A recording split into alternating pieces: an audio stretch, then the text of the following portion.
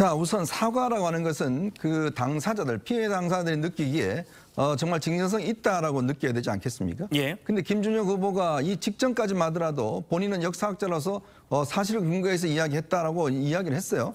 그러다가 이 문제가 커지니까 당에 사과를 요구하니까 이제 본인이 SNS에 사과를 올린 겁니다. 그 얼굴도 내비치고 있지 않았습니다. 그리고 뭐 기자회견 한 것도 아닙니다. 그냥 SNS에 글만 올린 거죠. 자, 그러니 이게 사과가 과연 진정성이 있는 것이냐. 잠시 이 소나기를 피하겠다라는 그런 뜻에서 사과를 한 것이 아니냐는 그런 생각이 드는 것이고요. 자, 그렇다면 지금 이 김준혁 후보가 이야기한 제가 아까 말씀드린 역사관, 안보관 가장 핵심적인 두 가지 문제입니다. 네. 자, 그럼 이런 문제에 대해서 지금 당의 이름으로 민주당의 후보로 나왔지 않습니까? 그렇다면 민주당은 과연 그러면 김준혁 후보의 주장에 대해서 동의를 하는가 아니면 동의하지 않는가 그 입장을 밝혀야 되는 거 아닌가요? 예. 자, 지금 이야기했듯이 본인이 여러 가지 이야기했습니다. 박정희 전 대통령 위안부와 뭐 부적절한 관계를 가졌다. 초등학생과 부적절한 관계를 가졌다. 그리고 지금 이야기했던 이화여대 성상납했다라든지 그다음에 6.25를 미국에 고맙다고 이야기한 사람은 친미 사대주의라든지 이런 중대한 발언에 대해서 그럼 민주당은 같은 뜻인가요?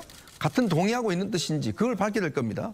더군다나 이 이화여대는요 정말 우리나라 여성교육의 산실입니다. 정말 우리나라가 조선시대에는 남존여비 사상이 있었지 않습니까? 그러면서 근대화되면서 우리가 굉장히 빠른 속도로 여성 인권이 향상된 나라예요. 그게 뭐냐면 여성 참정권이 우리가 꽤 빨리 도입이 됐습니다. 예. 이승만 대통령이 당시에 여성 참정권을 꽤 빠르게 인정을 해서 외국의 영국이나 미국보다도 더 빠르게 우리가 여성 참정권을 가진 나라예요.